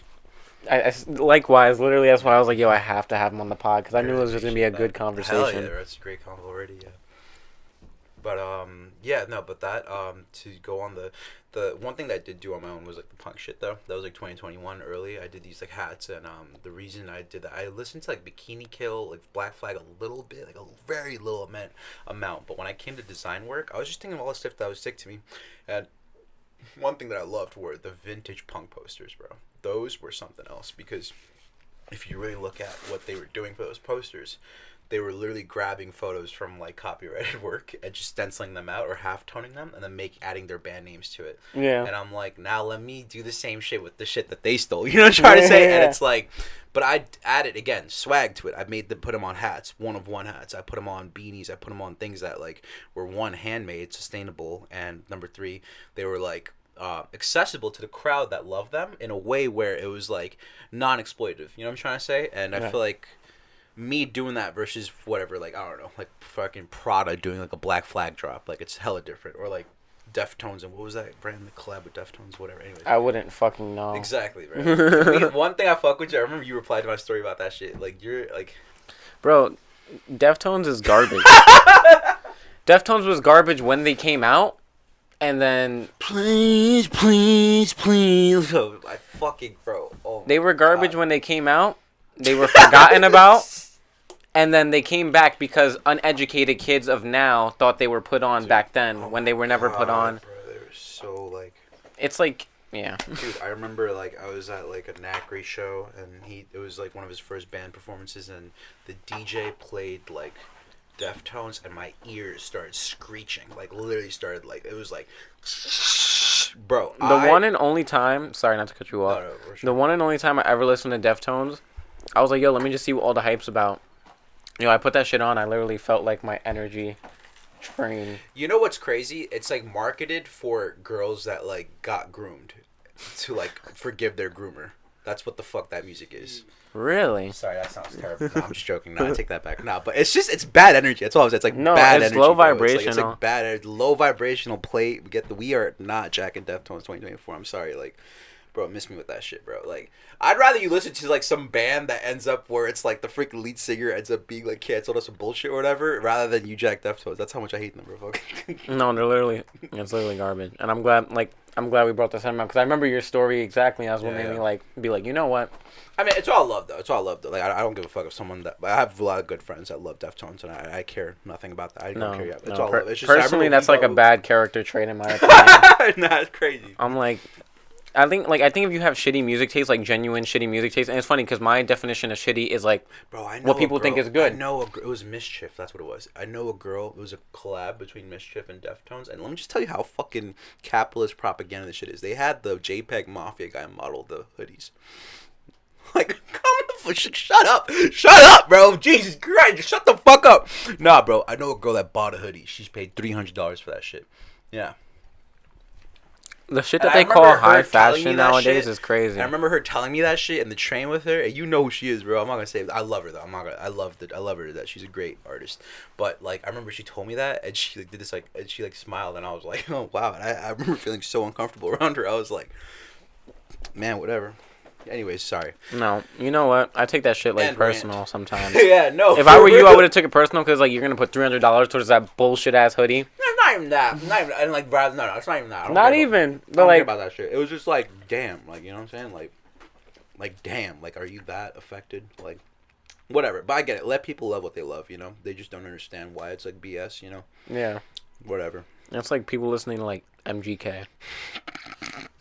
You know what's crazy? If he just stuck to like that early shit, the rap shit, I feel like he would have been killing it. If he just stuck to if like he was just still a wild boy. If he was still that wild boy, that Ohio, like, if he just did that shit, bro, honestly, I'd still fucking jack him. I'd still like rep his shit. It's just like again, it's capitalism, bro. It's capitalism. The record labels. It's just capitalism. That's what it is, bro. There's nothing else about it. Like, shout out MGK though, man. You know what I'm saying? Let me drip you out, bro. Hell yeah. Put that Wiz church on. What was I gonna say? Moving forward though, because you know what, I will progress us more into the interview and stuff like that. No more hate. No more hate. No, I'm all for like talking bullshit. I don't care. No, it's all in good fun. Like you know. For sure. Sorry, I'm cheating these OD, bro. These are so good. No, literally, that was like me with the sandwich. I was like, hold on, I have to interview. But I was gonna ask you because usually after talking about like the name, the image, the aura, and all that good stuff, which I feel like we captured that greatly. We talked about punk shit, cultural shit, your intentions, all that good stuff. Yeah. I want to ask about inspirations, and you kind of dabbled on some. Yeah. And just more inspirations towards the clothes. We kind of covered musical inspirations, but you can go more into that as well. Yeah, absolutely. And also just any inspiration. It could be theatrical. It doesn't matter. I really appreciate that. Yeah, I'd say my most inspiring like artist / designer that I follow is Ass Pizza. And it's crazy because he like follows me and he like co-signed me when I had like 300 followers, which is like insane to me. But that's the guy with the Carl's logo Jr., right? Yeah, the star I was supposed to wear his shit today, yeah. But exactly, yeah. He has he's been at it since 2015, bro. You know what I'm saying? And he's like he's from Astoria too, which I didn't put together till like 2020. But I remember in 2018 I was like homeless with my family, like living in a motel type shit for like 6 months. Like my like bro, 5 of us type shit in like a 2-bedroom, like 2 beds in a motel. And it was like the summer after I graduated college and shit. I didn't even graduate, bro. Just the summer after I was supposed to graduate college. And like fucking I was on my phone just watching. He was posting YouTube videos for the first time of him making like screen printing stuff in like some random person's like a house. Sean is in California, and he was just linking kids in the area to sell them t-shirts, and he just put the money back and go on tours and stuff like that. And I remember like he didn't call it DIY, he didn't call it punk, he didn't call it anything. He was just being himself. He was being Austin Babbitt like type shit. And I'm not gonna lie, those videos like got me through it, bro. Like those videos gave me hope because I always wanted to do this clothing shit, but I really had no direction how to do it. You know what I'm trying to say? And when I saw him just literally do shit in the basement, it felt like he was, not to sound weird and shit, because he was sleeping in that basement that he was printing in. It felt like he was like in that hotel with me type shit, like just still making it happen, like no excuse, no bullshit. Motherfuckers come up with 10,000 excuses to these days, bro, but to not do something. And he's like in a fucking basement in like in a town of California that he doesn't know anybody in type shit. He's just using the people that follow him on the internet to sell clothes. And to me that shit was inspiring. And that's why when I launched my brand, it was like no bullshit. I was like, this is my life, because I know it's gonna happen no matter if I'm back in that motel or if I'm in like a luxury apartment. Like it's gonna happen, you feel me? And I will say another person, Problem Boy. That's another person that went hard as fuck. Problem Boy and shit. And it's crazy because they're both my colleagues now, which I'm very grateful for. But at one point they weren't. At one point they were just like people that like I followed and looked up to. And now they like, literally it's crazy because they like reply to me and be like, yo, that's fire, keep going. They're like, yo, I need that. It's crazy to me now, but it's like a full circle moment. But I'm not surprised by it, because when you speak the language of truth and the world of design, the hardest of the hard, the people you think they're unattainable, if you're doing it right, they will reach out to you. They will be like, your shit's next. And Ass Pizza literally told me, he sent me the sweetest little paragraph last year when I was doing the Cure shit. He was like, you're breaking down walls right now. He was like, I see your shit literally all over. Like, my TikTok right now, I've seen, like, 3 girls wear your shit. And that's a dude that's, like, been running the game since 2015. Yeah. So it's like, I can't give up, you know what I'm saying? But I have to say, Problem Boy taught me consistency. He's also the first, I'm going to say this right now, like, you can stamp this. He's the first person to do the anime shit. Period. There's no one before him. Now, how many brands are there to do anime on their clothing? Too many to count. Too many to count, bro. He was the freaking predecessor of that shit. Because, again, one thing Ass Pizza did with the Carl Jr. shit, one thing that Problem Boy did, one thing I did, like, yeah, you could say, like, the Bollywood stuff's attached to Wishers. You could say the anime shit's attached to Problem Boy. You could say this Carl Jr. shit's attached to Ass Pizza. One thing we all have in common, we just did the shit that we liked with swag. We didn't give a fuck about, like, you know what I'm saying? We all just had swag to begin with, and then we just started adding things we liked to our swag. And that's really the secret to this shit, bro. Yeah. You gotta have good taste first. You gotta have good taste, and then your shit will come. Doesn't matter what you do. You could have good taste and do porn, bro. You could have good taste and do fucking, like, you could sell bud. You could have good taste and start trapping. You could have good taste. As long as you have that swag, like, you're chilling, bro. There's no, it's like swag means everything. It's like comfort and all that shit. And like, yeah. Facts. It's like your aura. Yeah. It's just how you carry yourself. But the clothing wise, those two I look up to, bro. And of course, my boy Khalil. You know what I'm saying? In the cut. We're gonna get into that, but he was also another kid from Astoria. I met him while I was like throwing events and shit, and he was on his Snapchat. We've met on a club type shit, and I was trying to throw against club promoter. Believe it or not, bro, I wanted to be a club promoter at one point. Really? Can you believe that took off and clothing didn't? Thank God for the pandemic, though. He was like, I really needed that time to reflect. How was that route going? Were you like put on, or you were like? I was just depressed, bro. I don't know. I was just like, I love, like, I have a very addictive personality, and even if I like something for like 2 minutes if I like something for 2 seconds in my brain, that's all I need for me to be obsessed with it sometimes. And that's really bad. Like, I need to chill with that. It's also good, because that's how I'm able to get witch church done. You feel me? Just following that 2-second level obsession. And I'll talk about my, like, at the end of this, maybe we could talk about 2024 plans and how I'm trying to refine that aspect of me and absolutely. capitalize on it. I really try to capture the past, present, and future. Yeah. So right now we're just gangster, yeah. We're here. But, like, because I do want to talk about my future shit, like, that's, like, really important to me. But, sorry, I forgot I lost my train of thought. When I met this guy, right? Wait, take the mic. When I met him, Hold it. I'm not holding it for you. when I met him in the back of a club. Right? He was wearing a polo rugby with like a striped shirt and a hat, and we had a conversation. And when we had that conversation, I knew that I needed to be friends with him. You know.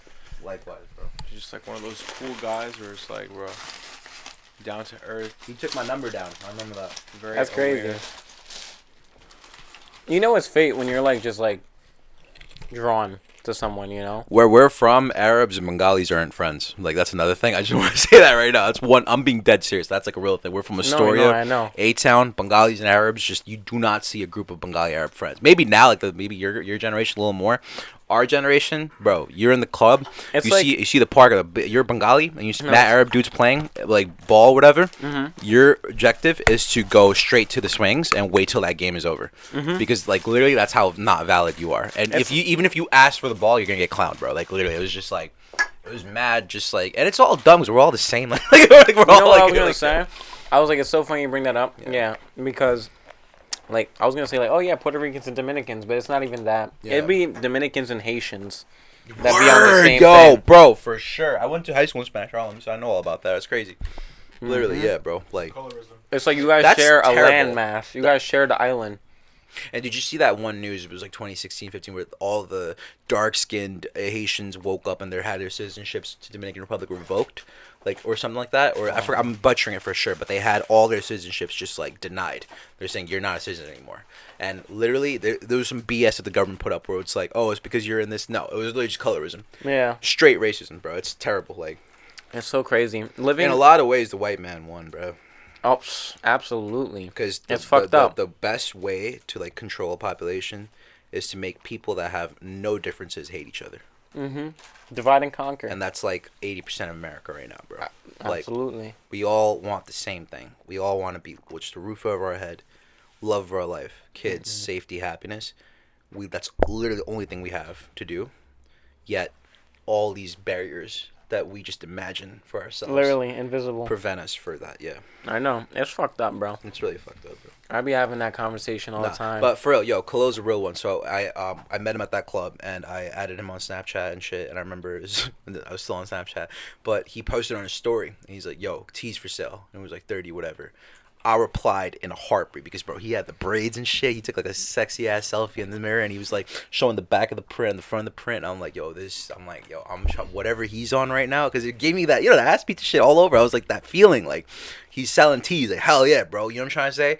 Every other story, yo, pounds on that, yo, plates, yo, hit me up, lines, like, shut the fuck up, bro. And he's the only one that was like, yo, t-shirts, $30, hit my line. And he did it with this like attitude where I was like, yo, I remember when I first hit him up, I was like, let me get 2 XLs, one black, one white. And he was like, yo, I only got L on that one. Just take the L, bro. It'll fit you. And I was like, nah, bro, I want the XL. I think he was holding the XL for someone or some shit. I was like, nah, bro, I want the XL. He was like, come on, bro, L will fit you. I was like, nah, bro, come on, give me the XL. He's like, I bet, gangster. He pulls up to I was working at like an office shop at the time. He pulls up to my job in Midtown. Damn. Comes up the stairs, drops it off in front of all my coworkers.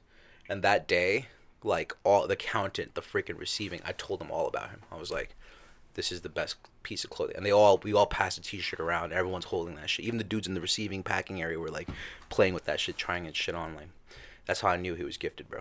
And it's sad because how many drops have you had ever since then? None. So if you're watching this, go on at Kalufa and write comment drop. If you fuck with Wishers, go on his profile and comment drop. For real. Some motivation. Yo, I feel like 2024 is like a year to get the wheel spinning. OD. Like, well, all my creative shit. Yeah, bro. I feel like the whole pandemic, and people be like, yo, pandemic isolated you, and a lot of people were getting money from the government, right? They're like, yo, you were getting money from the government. If you had a plan, the pandemic should have, helped you excel in that plan, because you had time to yourself and you were getting money. Right. You know what I'm saying? Right. But just the amount of distractions and shit, honestly, what the thing is, bro, with me, it's a lot of relationship, a lot of relationship bullshit. But not to change the vibe real quick, but everyone deals with a heartbreak in life, you know what I'm saying? Mm-hmm. But nowadays, bro, that's why I keep some real ones with me, like Michael, Shad, because they can't break my heart. Unless I'm with a fake bro, you know what I'm saying, and they do some really wicked shit, you know what I mean? Right. But I used to take a lot of like psychedelics and shit, so like I could see through people, and I know that there's no malintention, you know what I'm saying? Like people like him and him. So it's just, it's just like you gotta build, and then time is right. Yeah, exactly. I'm gonna drop some. Of course, bro. Yeah. Mike is yours. Yeah. No, I fully believe in that too. That's some real knowledge. Like, I don't know. I do this podcasting, and I've been doing this, but this all started kind of in substitution for me taking a step away from music. Yeah. And I took like a 2-year break away from music, and now I'm starting to try and make music again. And it's just like I can't help but feel like I was stagnant, or like feel that it's even like harder to start back up, or like it's like, damn, like all that time I wasted that I could have been doing shit and building myself up, and I didn't. And it makes it harder to start back up. But I like that you're like taking that patient approach, because like that's how you like, I feel like, execute your best work, is like patience and timing and all that good stuff. And I'm glad that you like shared that with us on the pod. Yeah, really appreciate that. No, for real. It's all it'll all come to you, and the first step is the most important step. Word. Because that's all you need. It's just that first step, and then it's a crapshoot after that. Yeah. It's just, you just have to see what you do, where that takes you. Start now, though. If you're watching this, you know what I'm saying. Start now. We're on our Rick Rubin shit right now. Start now, because like you see what's going on in Gaza. You see what's going on in Palestine. Free Palestine, by the way. But you see like the atrocities, babies dying every day. Like, you never know, man. You know what I'm saying? You never know. Like, tomorrow is not promised. Facts. You know what I'm saying? Facts.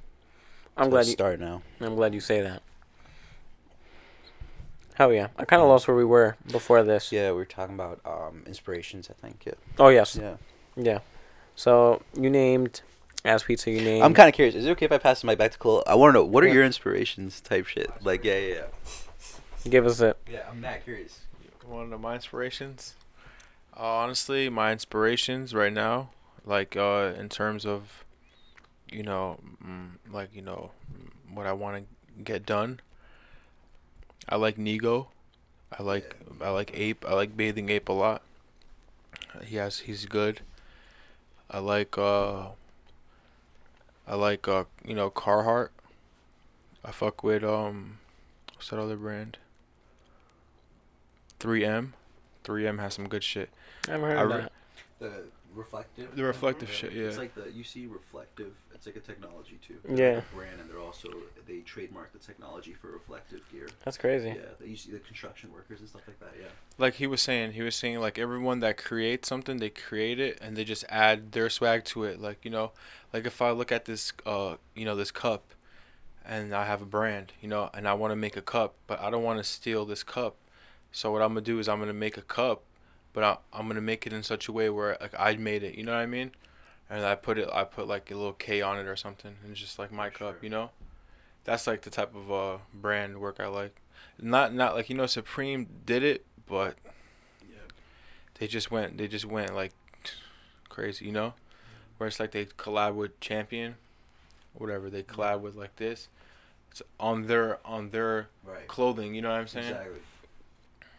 But yeah, some of my inspirations, bro, honestly, Michael is a big inspiration of mine. Yeah, for sure. For real. You want to get in the camera and say hi? I'm not gonna lie, because You guys could swap seats. He's just a really big family guy, and honestly, he has 2 little brothers and shit. Fucking. Not for real. Like, what he would do. Can I add some context? The 2 little brothers. I was saying some very inappropriate jokes, and Michael was like, "Chill out, Shad. You know I got 2 little brothers," and I started dying laughing. I was like, "What the fuck does that mean?" I was like, that makes me want to say worse things, bro. I'm sorry. Like, yo, that would be Evil. Yeah, we are. Michael used to produce and shit. Get into the camera, bro. Yeah, shit, just sit. Just swap seats. Sorry. I really appreciate you letting me. No, of course. Shit, bro, for real. And thank you for telling your truth. Of course, bro. For real. Talk your shit. Yo, AOP Mike, I follow him. Check my page. Gangster, see how. What do I gotta say? The world is a beautiful place. There's a lot of evil people in it. You just gotta know how to distinguish what's right and wrong. Be patient. Don't rush things.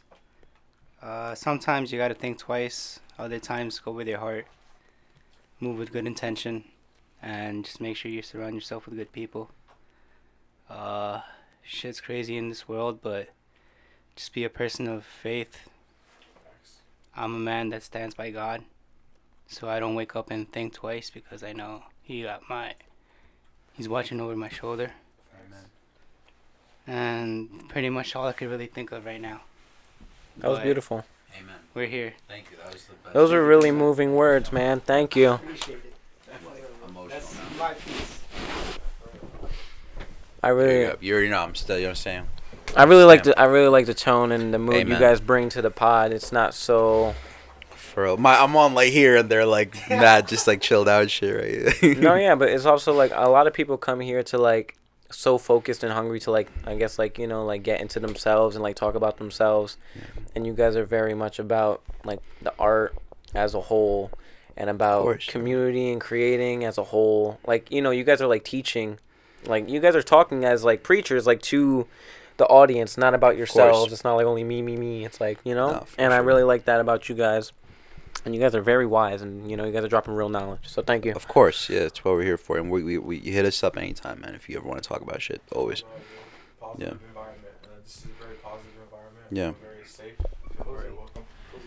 I try to provide a very positive environment for my friends. I don't know what they go through when they go through it, but when they're with me, you can be honest. You could be.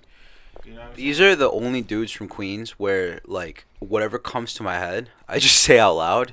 and no matter what it is, I don't feel judged. I feel protected, and I feel like there's not a lot of people in your life that reward you for being yourself. Right.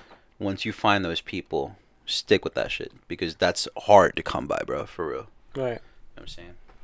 Yeah, real shit, bro. Now that we're on this podcast and shit, I'm gonna ask you a couple questions. Yo, Natch, is that allowed? Is that allowed? Go for it. Go for it. So the print that Wait, you gotta so the print that he's wearing, right? Yeah. On him. Well, check that out. Type shit. Just talk about why, you know what I'm saying? Like, what is it Word. about, Break it down. First of all, what does it mean? Is it, you know what I'm saying? Like, talk about that shit, bro. Spit your shit. Yeah, I'll send you the PNG if you want for it, so you can put it over on some gangster shit if you want. Yeah. So, yo, I really appreciate it. And first of all, thank you, Mikey, for copping that. He came to my pop-up part mark for that. You know what I'm saying, gangster. Real shit. Some stupid shit. I don't know. It's like basically I was hand painting all my pieces, right? And that took hours, and I still do. I still hand paint. I try to throw in like one hand painted, but no. Back then, like, bro, all my drops were hand painted, bro. Every single thing. I had to learn how to screen print, so I just full sent. I bought $500 worth of screens in one go, type shit, and I bought like these two big, two of them Bengali movie posters, right? And this is one of them. And this is basically, this title roughly translates to I Am Sorry Begum. And it's basically like a Bangladeshi vintage movie back in like the 80s type shit. And I stenciled it out, and I basically chose this because it kind of represented the two aliases that I have in my head, which is one, the Bangladeshi. Obviously, I'm culturally Bangladesh. I'm from Queens. You see that writing everywhere, bro, where we're from. You feel me? You see Jackson Heights, whatever, Flushing. You'll see that, exact. You see that everywhere you're from, like this type of the Bengali language. And so I knew that would connect with some people because I'm going off of like what I saw, but I knew like I didn't want to just do like when I posted that, I didn't write nothing. I didn't write all this stuff. I wrote these It's are the piece. I've printed flannels with these. I wrote brand new hand printed flannel, drop out now, and it's sold out type shit. I didn't write anything about that because you know why? I do all that performative ally shit bullshit to get my shit popping, bro. My shit stands. If you have everyone that asked me about it right away, I gave them full discussion about what I'm doing right now. So anyways, this before I'm gonna let you go. This and the other one, they are two Bangladeshi posters. The reason they mean a lot to me, however, was because these are both eras of film where it was like, Bangladesh is a very Muslim country, right? So you can't really it was very hard to do art at one point because it's just like, you had to be, it's like Bollywood where now there's like kissing scenes, but there were no kissing scenes type shit. These were romantic films that kind of broke the narratives of a lot of like conservative plot values, and they represented that kind of like that DIY craft too in that regard, while also changing the concept of film, which was like you don't see women and men just sort of like be intimate like that. And this one and the other one I'm talking about were films that did that, and it was like cool to think about sexuality in the aspect of conservatism, because it's like you do see sexuality expressed now, which everything's very hypersexual now, but back then like a little tease was sexy as fuck. Back then a little less was more. Less was more. Exactly. Yeah. Bless your soul. I'm not saying I have no qualms with the new wave or the old wave, but sexism is very important to analyze and critique and learn about. You know what I'm saying? I like and that. That's another big part of it that I don't really get into, is that it's a lot about sexism. You know what I'm saying? And sexuality. And so yeah, I made those two the posters, and the other half of it. So you have the Bengali mechanism of the culture and just like the DIY craft. The other half aspect of the Bangladeshi prints were the stenciled thing. No one really did, right? Mm-hmm. People have copied after I did this, like a lot, and it's all good, right? Shit happens. And after when you stencil it, it's just that punk feeling. You know what I'm saying? The stuff I was explaining about the punk posters, it felt so raw when I stenciled it out. And these were original scans. Like these weren't like these were scanned from a newspaper, bro. Like they weren't like online. I had to go through the archives to find them. Yeah. Wow. Yeah. Sorry, you were about to say something? Yeah.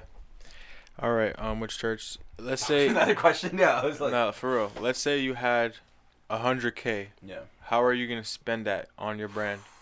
Like, what's your rollout? Like, what are you gonna do? No, he's asking, yo. End goal is to turn that 100K into $1.5 million. That's all I'm gonna say first, off rip, right? So how do I go from 100K to $1.5 million? I'd start a print. What are you making? Yeah, so I'd start right away. Because one thing about having mad money is to have mad more money as soon as possible, right? So the first thing I'd do is I'd start a printing center and put like 20, 30K down, where it's like a facility that prints for other people. So I'd use that to print my own shit, and I'd use that to sell to other people. So that's a And one. you just fill in that debt. Exactly, it pays for itself. So I didn't really lose 20K that way. I don't want to sound like one of these Sigma fucking fuck all that shit. Andrew Tate. I'm just Here's how going, you make $1 million. And Pay if for you're my not, if you have class. a boss right now, nah, bro, fuck all that shit. No, Pay no, for no, my I'm not on $50 that. class a month. Yeah, literally. To learn nothing. I'm just going off the top of my head. So I do that. I start a printing center right away, and I'd add like a sewing center to the back of that shit. But basically, I'd make things where people could come pay to learn. Yeah, a factory type shit, not like a sustainable one, obviously, and. To the point where I even make my own blanks. I cut and sew my own blanks in the back type shit and print them in the front. You feel me? So that way, it's like something that's like I could start, pay someone to help me with, and also like have income generated because people are gonna hit me up to print their shit. You feel me? And I try to do the best prices I can. So I have 80K left right now type shit, right? The other 80K, I'd give 50K to my mom flat. Like, sorry, I'm not even gonna lie to you, bro. I would not put that into Wish. I would just give that straight to my, because all the shit I put her through in my life, bro. Like. She deserves way more than that, but I just give 50K to my mom, like, honestly. And 20K, swag out, bro. 5 Balenciaga. And I'm like, no, hell no. No Balenciaga. But, all right, let's just say, okay, so I'd give 50K. You have to like allocate it to Wish. Yeah. All right, so if I had to allocate it to Wish Church, but realistically, that's what I would do. If someone gave me 100K right now, I'd give 50, I'd give half of it to my mom right away. That's why I think everyone should do low-key. Or to their guardian or their adult that took care of them type shit, right? But if I had to allocate it was like an investor shit where you can't give it to your mom. You have to, like, put it to the business. I would do some shit where it's like, so 20K to 30K to that shit, probably like 40K or more. And I'd do another thing where I'd start a store in the LES. I'd open a storefront. So I just opened 2 small businesses that do Witch Church, basically. And I would sell and you would market. just be taking everything that you do on the internet and just putting it in like the Precisely, real world. and then I feel like the page would go crazier too because I have more content to post because I have this store to promote and shit. You feel me? And I feel like waking up, unlocking a store, opening the doors, and writing on my social media like we're open today for appointments. And you come in, you get like a custom like Witch Church fit made for you. Yeah, but the prices would be crazy high, and then the back we have the DIY shit. And then I'd throw events at the store. I'd charge people to throw events in the store. So I just like I'd be on it, bro. Trust me, I'd be on it. You'd be having multiple incomes Yeah, too because you facts. have like an open mind. You're not only like, Yeah, of course, bro. it's gonna be a distribution center. Or it's gonna be this. It's like no, Yeah. we have like. Yeah, I would not spend it on anything personal though. Like other than my rent, I would not spend it on anything personal. Like That was a great these question. Red Wings I bought. These were like retail like 100 by 150, but I got them for like 50 on eBay. You feel me? Like, so it's like. You know what I'm saying? I wouldn't spend anything. That's a great question, though, yeah, for real. But I would not buy anything personal. I wouldn't buy anything personal till I make my money back and have that 50K to give to my mom. You feel me? And then maybe I might take a girl out to dinner. You know what I'm saying? And maybe like 1 or 2 type shit. But I wouldn't spend it on anything like I wouldn't go on a vacation. I wouldn't go anywhere. I would stay in New York and work my ass off till I. Oh yeah, and don't blow the bag. I put every dollar back into the business. Yeah, absolutely. But yeah. I like that you asked that because I was like a step into the future, and I want to take a step back, Yeah. and just talk about the present. Yeah, because absolutely. we kind of built up everything, all the foundations of what Wiz Church is, so everyone has a full understanding Thank of you, bro. I like. appreciate that a lot. Of course, I just really want I really want you to be as accurately portrayed as possible, and everybody that I have on the pod, you know, it's like really just get the full feel. But now, having said all that and everything of the sort, now in the present, what are you exactly working on? Oh, wow. What are you moving towards? Yeah. What did you just drop? I really appreciate that, man. Thank you. Mhm. No, so for real, so I want to create an institution for success. So what I've been doing since October 2020, right? It's just I've been kind of like I have a vision in my head for a dress. I have a vision in my head for a t-shirt, and I make my Instagram post as lifelike as no, I've not even lifelike. I make the Instagram post a carbon copy of what's in my head, and I've not missed with that yet. Every single post on my Instagram has been in my head for years type shit. You feel me? And I'm only connecting to Instagram because Instagram helped me a lot to organize how I want my rollouts to be. Right. And I'm still going to do that. But this year, I'm taking a step back. And what I'm doing right now is I'm just going to save money and crowdfund as much as I can. And not crowdfund by asking people for money, but I'm going to do story sales, do pop-ups. And around February, I should be ready to go. But I'm going to be doing things where it's like I'm going to have large set collections where I test the blanks out. I see how much a blank would cost in the sense where it's like I've been doing a thing where I follow the vision, right? And like that, I explain how it looks in my head and I make it come to life. But one thing I do is like one thing I did December 27th, like day after my birthday, whatever. I like went through all my posts and I thought about how much money I put into every drop and shit. And I thought about this new drop that I was supposed to drop in January, like around this time right now. and I saw like where the money was going, and I was like, all right, if I put like this realistically is gonna cost like maybe $200 to get all the pieces and samples together, to get the model, shoot the model, and record everything, and then I was like, all right, let's be hypothetical. If I sell like 8 beanies, I sell 2 zips or 3 zips, and I sell like freaking 10 t-shirts or whatever, right? 10 tops. I make X amount, and then I thought about the supplies that would cost to make all those like pre-orders come to life, and I did the math and I did everything, and I basically was able to time travel with all the knowledge and experience that's why I had to do the last 2-3 years of like suffering, because you need to know everything. Like this shit, half of it is you just collecting information and seeing what works and what doesn't work, so you could then do the real shit, like which I'm about to do right now, which I'm very excited for, because now it's like I analyzed all my drops. I took all the blank costs, I took all the supply costs, and I saw what the profit margins were, and I was like, damn, like this drop in fucking August 2022 did hella well. And I'm like, I didn't even realize it did well because I was going so fast. I was just moving on to the next drop and just like not really taking it in. Right. I was my only thing. I woke up in the morning. Do I have money in my account? Yes or no? No, I don't have money. Go fucking start posting like crazy. If I do have money, then put it into a new drop. Right. I took a pause from that. Now it's like I'm gonna raise my money, and now I have these like method. You'll see very soon, but I have short drops and long drops together now, where it'll be like single little design that's gonna be out for like a few hours type shit. And Yeah.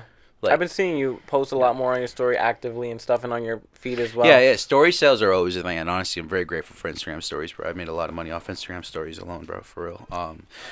But I wanna, yeah, absolutely, I'm valid. Yeah. It's just like in the grand scheme of things, like you have to. I'm more calibrated this year.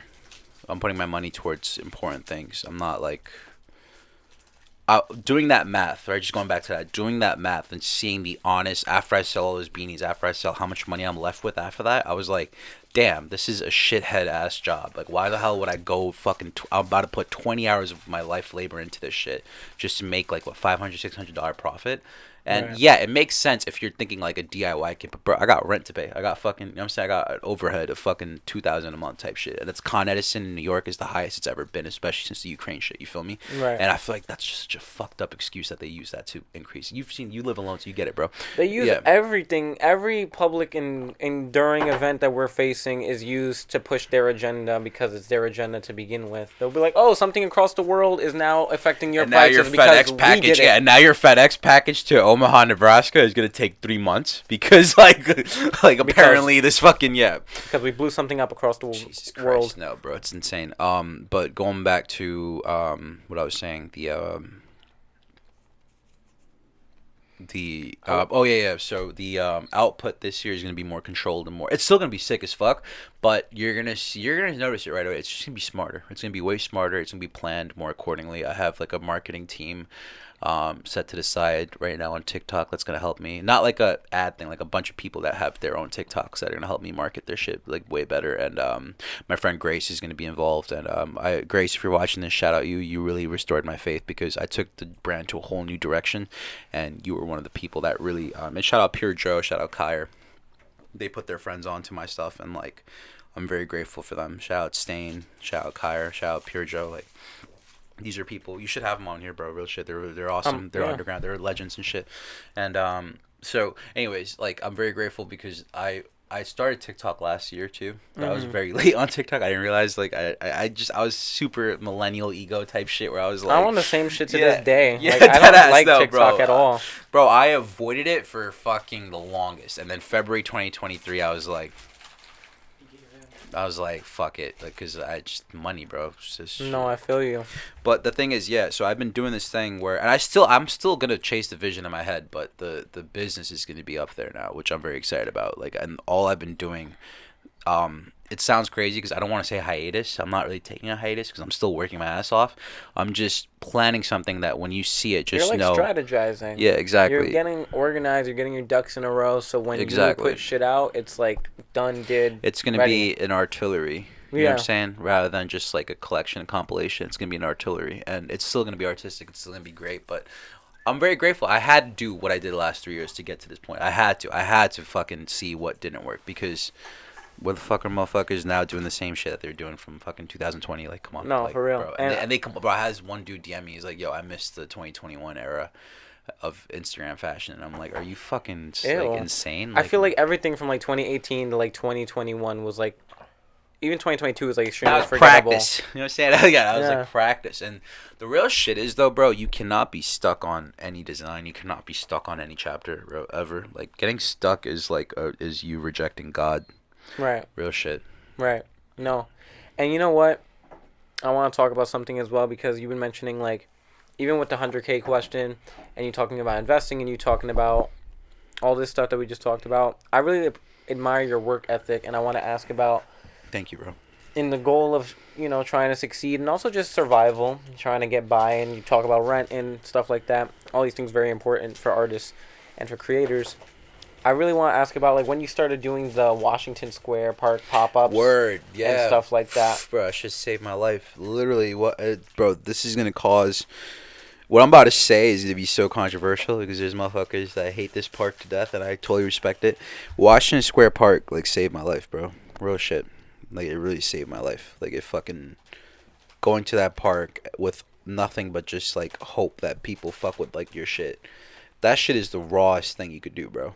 And I'm just happy and grateful to say that I've always walked out that park with at least $250 of sales. That's good. But, you know, thugging it out from fucking 12 to 6. Fucking, I know. You be posted up the whole day. Brick as fuck, hot as fuck, doesn't matter. I've seen both ends of the weather, bro. And I'm about to start doing that again this year. But, dude, Washington Square Park, bro, was very, very important for me, bro. Because that was like a rite of passage almost. Where it was like, this is your city and this is your art. Go see if both these things will work. You know what I'm trying to say? Like if your city will fuck with your art, and They fucked with him. yeah, they fuck with the kid heavy, and I'm very grateful. It's always a new customer. I even have like kids that go to NYU and FIT that come back whenever I post about it. It's just really, I'm very grateful for it, bro. Like the collegiate America. That's really cool, Just, like, man. yeah. You really don't waste any time, and you take every opportunity, and I like that about you. Yeah. I like that you were... Wash is dark, but I just want to say Washington Square Park has a very dark thing to it. Like a lot of the models in which church you'll see, they talk about, and Sasha, Jocelyn, Velcro, they've all, and I don't want to like blow their shit up or whatever. I'm very grateful for every single person that modeled for me, but they were part of this like 2020 Washington Square Park like skater tribe sort of or whatever. Oh my god. And they were like they just said it was like fucked up type shit. I don't know what they It went was like through. a bad scene or It something? was just like bad energy. They just said that park's filled with like bad shit, which is, Of I get it though course, because they yeah. experienced it like that was a chaotic fucking time period for that park, and I can imagine. But it's Wash means very different things to New Yorkers, bro. That's all I'll say. Like to me, I know it's a very to polarizing me, it's topic. fucking bro, like just beautiful people and fucking money, but to other people, trauma, like fucked up, crazy shit happened there for them. You know what I'm saying? So it's like it is a it's polarizing is a perfect word for it. It's a very like, you know what I'm saying? Yeah. I know. That's why I don't ever go there. Anytime I do find myself there, I'm like, how the fuck did I get here? No, for real. Yeah, it's Zach. You get it too. Yeah, it's like when I talk about it's just we go to Wash, we just chill there. They smoke and shit. We just chill. But I see how it's like a very different thing, and I kind of feel it sometimes too when I'm there. I'm like, oh yeah, this is dark. This eerie. Is eerie. Exactly. When you learn the history of New York City before we move on, you realize how many dark spots, bro. Like on fucking where, on Church Avenue and somewhere, there's like an ancient African burial ground, like under a school and like a gas station. It was like where they would bury like slaves when they were building like the colonial New York, you know. And it's just crazy. It's fucked up. That's under our streets, bro. Dude, I think about that all the time. Yeah. Like, this stuff is just like it's like it's scary. It's scary. It's like it's like eerie and fuck, it's lit. You know what I'm saying? It's like it's all that. It makes sense why all this demonic energy exists so well in New York, bro. Yeah, because like it's like it scares you though, yeah, because you're like, on grounds that are like sacred and holy, and a lot of crazy, traumatic, fucked up shit, genocidal level things happen. And it leaves so much room and open source for like spiritual warfare. There's all this bad energy. I feel it, bro. I feel it. Yeah. And there's certain train rides where I'm sitting down and I feel like this aura, this orb, this demon. I feel like every like New Yorker really gets it, where you're able to kind of ignore it very well.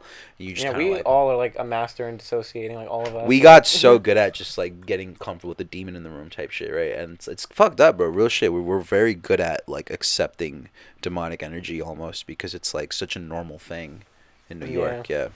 or you're protected from it. It's not For even those on like the a high specific person. frequency. Yeah, it could be your homie too, bro. It could be someone Yeah. you love to death. It could be your dad. It could be your mom. Like it could be some random person, and they'll just exhibit this characteristic where you're like, damn, we are in New York City, so even though you're wilding right now, this is technically okay, like for you to be on this crazy next shit. Yeah, I drank from both. Because I ran out of water. Sorry, you could have mine if the blue one. But yeah, no. Yeah, it's crazy, and I like to touch on that because it's like, Yeah. it's crazy. Like even like with people like that, you have to keep them at an arm's distance. You know, with like low vibrational people and like people who carry that energy No, because absolutely. it's everywhere. It's really bad, yeah. Way more common than you think. Moving forward and keeping back on topic because my SD card is like definitely time Of course, limiting me. yeah, for sure, for sure. Let's wrap it. Well, right now we're still in the present. I just want to talk about your work ethic, and we kind of covered that. But I really like what you do, like with Thank you, bro. you taking advantage of every opportunity, you wasting no time, you being super motivated, and you being active in the world around you. Because everyone's very internet oriented now. Everyone's Yeah. on the computer, everyone's on the phone, everybody's on Instagram. You're like, no, I'm in this park with my shirts. I'm at this fucking pop-up shop or this fucking market or whatever, and I think that's super cool. Thank you, bro. Yeah. And You now gotta be. Get them off their phones, bro. facts. Get them off their do iPads. real world Get shit. them off that computer. Step outside, bro. And with that being said, I want to ask or move on towards the future, the topic of the future, Absolutely. because again, it's just more so the past, present, and future element of the pod. Right. So just touching on the future and what do you want to do?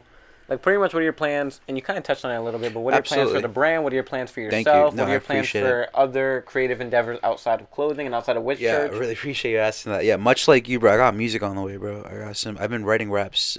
I just turned 28. I've been writing music since I was 17. Yeah, I don't play about music, bro. I treat music like religiously, bro. I love music. I just haven't been putting it out because I've never had a consistent engineer. I've never had a consistent anything. Right. And just like anytime I try to attempt music, bad energy, bro. Like Mhm. bad people, bad freaking, and it's just you know this all too well. Like artists' ego and artist energy is so corrupted right now, especially because I want to put music out this year on some like, this is for my friends to bump, to feel safe and feel guarded and to feel protected by me, and Yes. and like, I want to create like verses where they could recite and like have fun, like just in their lives and shit, and be like, yo, my boy made this, not on some like I'm trying to be fucking co-signed by XYZ rapper, you know what I'm trying to No. say? And it's like when, and like watch that shit blow up just because I kept it so natural, you feel me? Like And it's real. just, and it's like exactly, and it's like you should be making shit because you love this world and you want to add good things to it. But if you're making shit just because you want to get ahead and be this like, bro, word to my mother, I still don't say I'm a designer to people. I still don't say I'm a fucking brand owner to people. I still don't say, because it's just like, I meet people, I say, I'm Shad, man. Here I Yeah, am. This is what you see is what you get. Like, because I don't like, every fucking person is on this shit on some like, because like when you say you're this, there's a thousand other people saying that, and they're like You're by the way, putting yo, yourself in a follow me on- box. you follow me on this, yo, make sure you follow me back, gang. It's just, yo, but shut the fuck up, man. Everything Never- becomes like every interaction with people like that becomes like transactional. exactly, it's very precisely, annoying. exactly. It's very annoying. It's like, yo, bro. It's like instead of having a regular convo and like fucking with someone's vibe, they like force it on you by being like, yo, follow me. I do this. I do that. Like you're putting a bunch of labels on You yourself. could like one. do that shit in like a context of networking where you know people are there to understand what you're doing. Like, if Right. I'm gonna pop up, obviously I'm a fucking brand owner. Yeah, that's Right, my right, cloak right, here. 'cause that's what you're but here if for. it's like, bro, if you invite me to a party and I meet people, you don't even hear the word Witch Church until No. like I leave, or unless someone genuinely asks like, yo, what do you do? And I'm like, oh, I have a brand that I get some money from. You know what I'm saying? Like, I don't, but to say that you're this and that, it's like, be yourself first, bro. Again, the swag has to come before everything. Like, Right. if you can't just be like, yo, I'm Shadman, and that doesn't hold weight, nothing's gonna fucking hold weight. Right, You feel me? right, If you right. can't be like, I'm Mikeymcchoppa, like, bro, you know what I'm saying? Yeah, your shit's gangster as fuck, bro. I love your name Thank and shit. you, Yeah, bro. for real. And it's like, for real, bro. Like, you just can't. Yeah.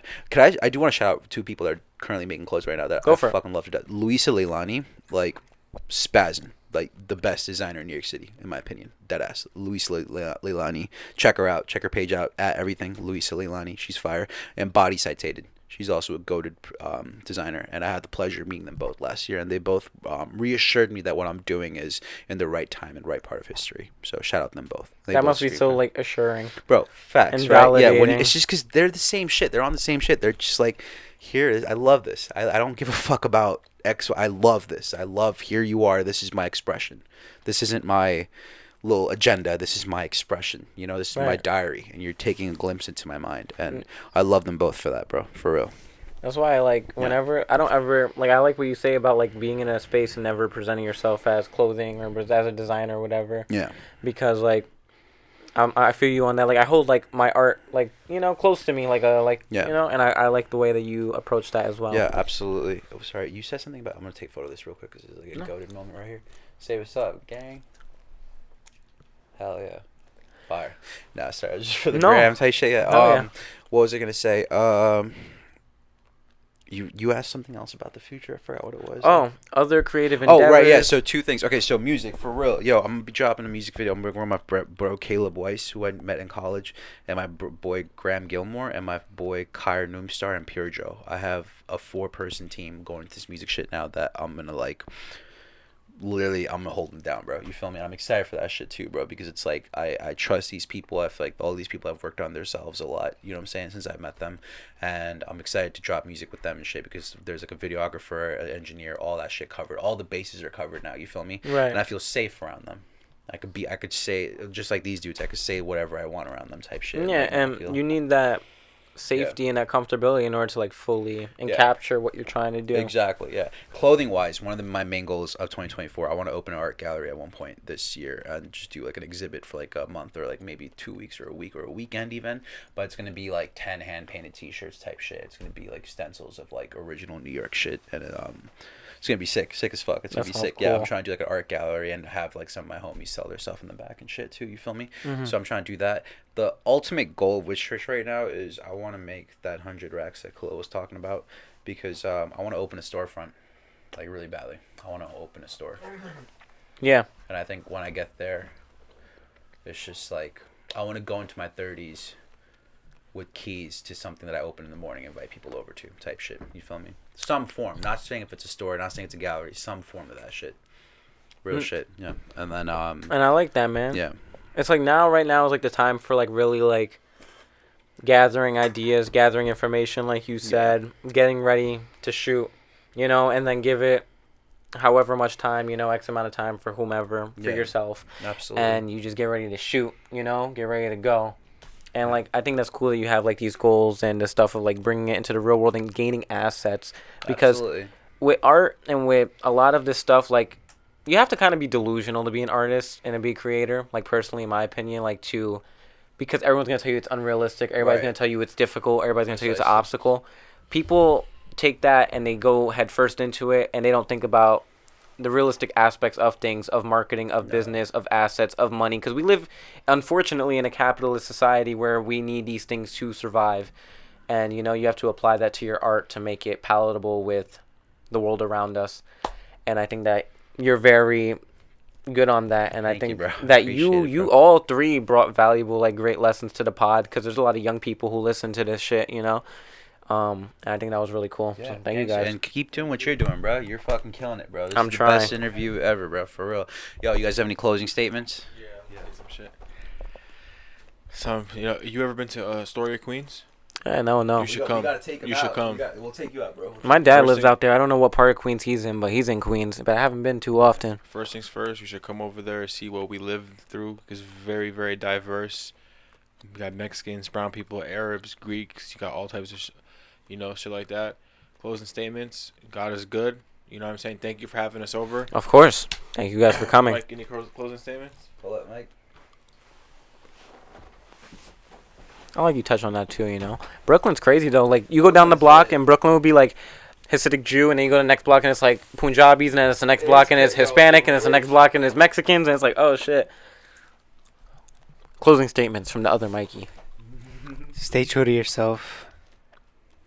Make sure you know who you are in the mirror, and when you see your reflection, make sure you're happy and you smile back at it. That's all I gotta say. Thank you for having us. Bro. Gangster Seahawk, bro, got chopped down like a beehive. 2024, cult of personality, church of witch, big church, big energy, love, light, gangster, snake, pet owner, love, Sprite, fund me, spit a 8-bar. I got you right now. Can I rap some shit real quick? Yeah, go for it. Go for it. That's what I got right here. I got you right now. I'm gonna spit some shit real quick. I said, lick hitter, decisions I made, I've been finna. Hold on, I gotta look up my. I said Hot 97 freestyle right now. I said lick hitter, decisions I made, I've been finna. Right-handed guy, I'm the only one like me left. They make me late, man. I'm on their next. Fell to a tunnel with love and a less. I love and a love. You know I'm a list. You know I'm a swing every vine and climb. Only matter of time before our story ended. Gangster. There's some real motherfucking bars. Yo, Funk Flex is goated, bro. Facts. Hot 97 for the ones who know. For real. I grew up in the Bronx. America. That shit was always everywhere. Yo, and all my creators out there, please don't stop, bro. And if you haven't, please start right now. Start ASAP. Fuck a day job. Yo, fuck a day. I was just saying that earlier. I'm like, yo, I really don't like to work, and it's not like on some lazy shit because I'm good. If you're gonna get a job, make sure it's stress free and you're surrounded by good people. That's all I'm gonna say. If you're gonna be working and everyone has to work out, well, bro, unless you just God gives you fucking gazillion followers off the rip or whatever. Listen, bro, you need a job. Put your fucking pride to the side. Get a job. Work part time, but do something. If you're gonna do a barista, find a cafe that you like going to. If you're gonna work for a brand, find a brand that you enjoy the people at. Work for people that you want to be like type shit. If you are gonna work, you feel me? That's all I'm gonna say. No, shit. facts. Yeah, but if it's like obviously not all of us have that privilege. You gotta do what you gotta do. Do what you gotta do so you can start doing what you want. Knowledge. Now this leads us to the wrap up. Usually I have a final question, but I feel like you ended it perfectly with the freestyle, so I don't even think I'm gonna ask it because it's really just like. No, say final question. I'm done. All right. Let's do it. Fuck it. Which church? Shohm Sawyer, Wicked Boy, all these great aliases. Which of church? Church of which? Shotman. What are you doing in the next day, week, month, year, decade, millennium, century? It doesn't have to be music related or clothing related or anything related. It could be what you're eating for breakfast tomorrow. Just give us. I really appreciate that.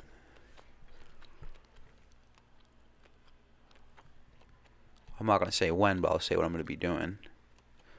I'm going to be waking up these kids annoying the shit out of me. Like, he took my shit. Oh, he took my...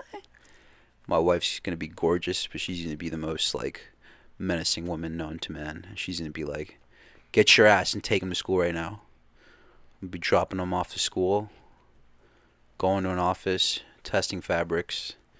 Be like, I want this, I want that. Unpaid intern. Give him all that bullshit, like, nah, bro, this is what you need to be doing right now. Like, just dead ass, right? Watch my cult of personality interview, okay? Look at where we were. And now look, Mikey's office is right across the street, all right? Yeah, dead ass. And I'm going to be like, I want this sample, I want that sample. He's going to go grab the samples for me. I'm going to give it to my cut and sewer. He's going to cut and sew a design for me.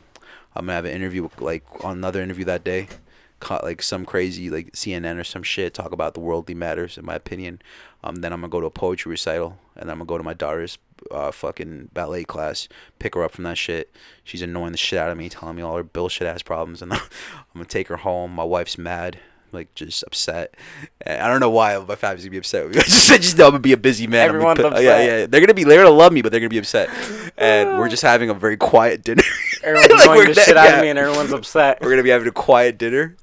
And then I put on, like, a TV, and I'm like, oh shit, it's the fucking, I don't know, like, the reunion or whatever, right? And then I force my kids to watch that shit, and I pray to God and thank him for what I have. That's what I'm gonna be doing. And I'm gonna go to sleep right after that. Thank you. Yeah. Thank you for that. That was great. Of course. And now this leads us to the wrap up with approximately 1 minute left on this SD card. We wrapped it up perfectly. This was the Cult of Personality podcast hosted by yours truly, Mikeymcchoppa. With us today was Wish Church, Shohm Sawyer, Wicked Boy, and we also had the other Mikey and Khalil. AOP Mike. Khalil. Yeah, wow, that was some Mediterranean pronunciation. Alright, and then we got Kalufa in this bitch, AOP Mike in this bitch, Wicked Boy in this bitch, signing out. Peace, love and hair grease. Love and hair grease. And betrayal.